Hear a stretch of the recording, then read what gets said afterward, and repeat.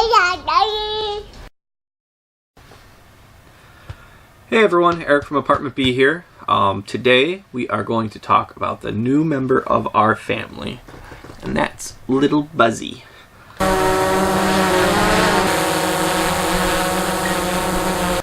We picked up a drone this week. We ended up going with the Mavic 2 Zoom, which basically there's a Mavic 2 Pro, Mavic 2 Zoom. We were originally going to go with just the original Mavic Pro because it's pretty cheap right now. We're going to pick that up. And the Zoom was only a little bit more expensive. It was about $250 more. And it had the sensors all the way around. So this one has, when it's flying, has sensors on the rear, the sides, the top, and also the bottom. So it can sense if there's any obstruction that it's going to hit, and it'll stop from there. I actually tried it out, like flying in the one mode, so not full speed, but full speed in the one mode basically. I was going probably about 25 miles an hour, so it was like full throttle on the stick, coming straight for me, and it stopped about 7 to 10 feet away, somewhere in there. It just kind of and then stopped.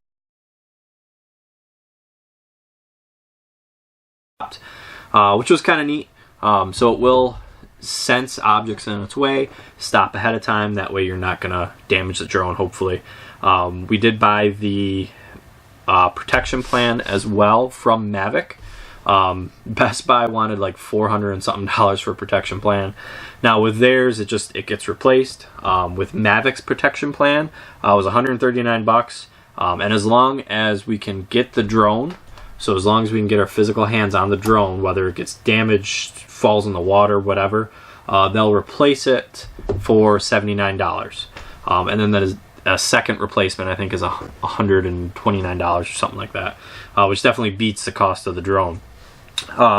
So why did we go with the Zoom versus the Pro 2? So the Mavic 2 Zoom versus the Mavic 2 Pro. The Mavic 2 Pro's got a little better camera on it. This one basically has kind of a similar camera to the first Mavic, but it has a zoom feature, so you can actually zoom in and out. And it is kind of a neat feature. You can do a dolly zoom on it, which I'll show you a video clip here.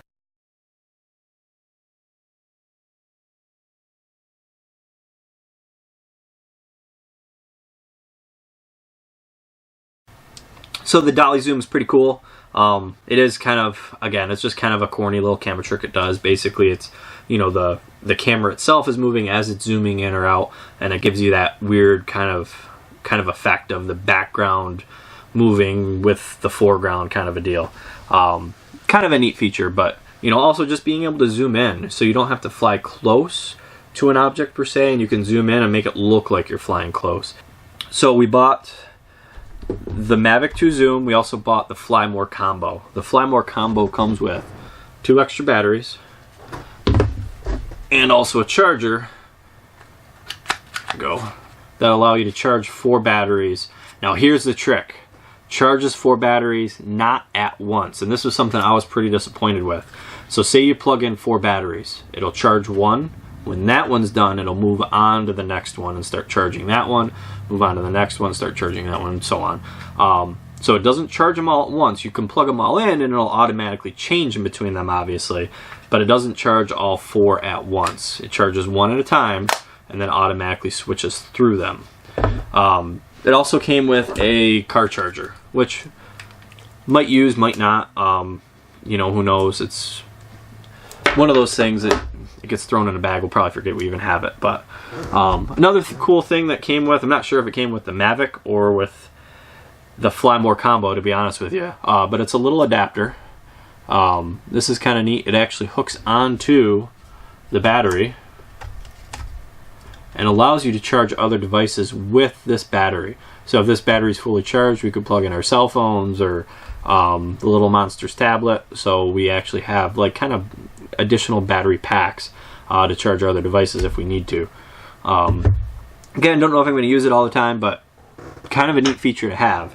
So not only are you getting a drone or whatever you want to purchase, but you're also getting a couple, basically external batteries to charge things. So drone experience wise, I don't have a ton of drone experience. I've gotten a couple cheap toy drones in the past, ones that really don't fly well outside. I had one that was like absolutely no wind. You could fly it.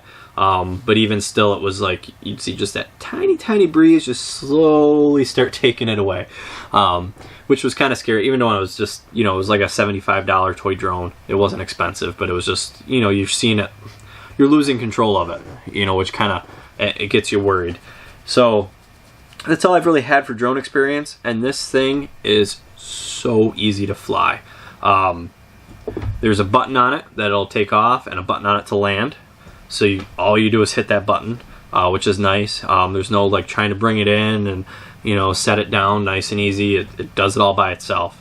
It's got a lot of cool features on it too, which just circle around you by yourself.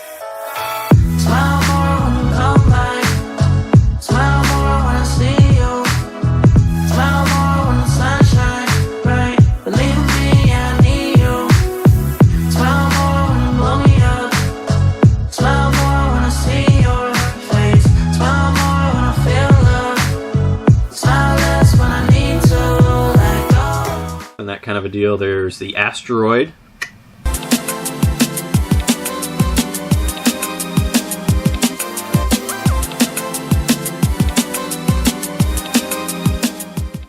There's also, like I said before, the dolly zoom feature, which I showed you before, and just self-tracking. You can select on a person or an object, and just it'll automatically track it and flying in a kind of a nice, smooth, easy flight, so you don't see a lot of jitteriness with the camera, which was kind of neat. Today it was really windy. I took it out today. I didn't take it up very high just because it was really windy, and just kind of trying out a couple features again, kind of getting used to it. And you could see it kind of struggling with the wind a little bit, but it still stayed dead in one spot pretty much. It would tilt to fight the wind, and looking at the camera, you really didn't see the camera move at all, which was kind of cool. That gimbal works pretty well, so it's even on a pretty windy day. I wouldn't take it up high, but on a pretty windy day you can still fly one of these, which is kind of nice. Whereas like the little toy ones and that kind of stuff, and don't even bother trying. So why did we buy a drone? Is a drone necessary for YouTube? No, there's plenty of YouTube channels out there that really don't do a ton of drone footage, but we did buy it to just enhance our videography. It gives you those views and stuff that you just obviously wouldn't get without a drone, being able to capture certain moments and everything, not just for you guys but also for us. We're going to go see some cool parts of the country, and we'd like to be able to really keep those memories and have those memories. So having a drone definitely will help out with that.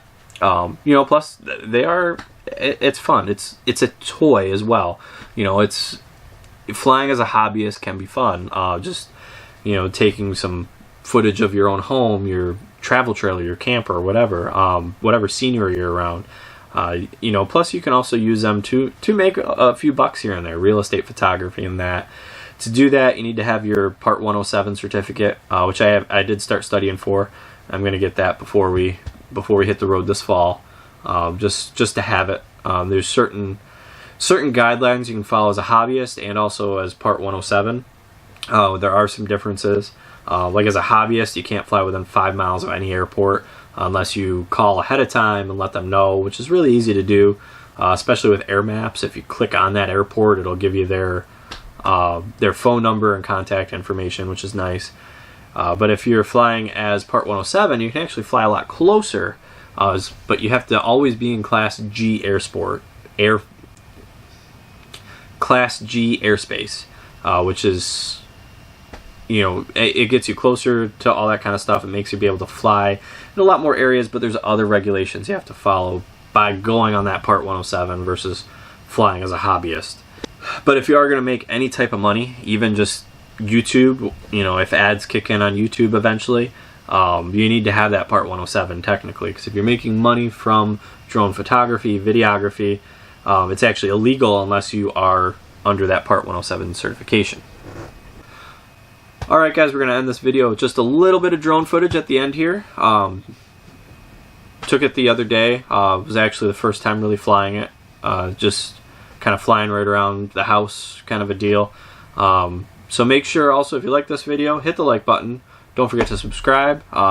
We just hit 50 last week. Love to hit 100 soon. Also make sure to do comments. Comments do help the channel grow. Kind of makes it more like interactive, and YouTube sees it. It's part of their algorithms and all that math stuff. So make comments, like, subscribe, do all that jazz. Check out our Facebook page as well. We kind of do some updates and stuff here and there on Facebook. And we will see you guys next time. Right, creature? Say bye. It's the creature.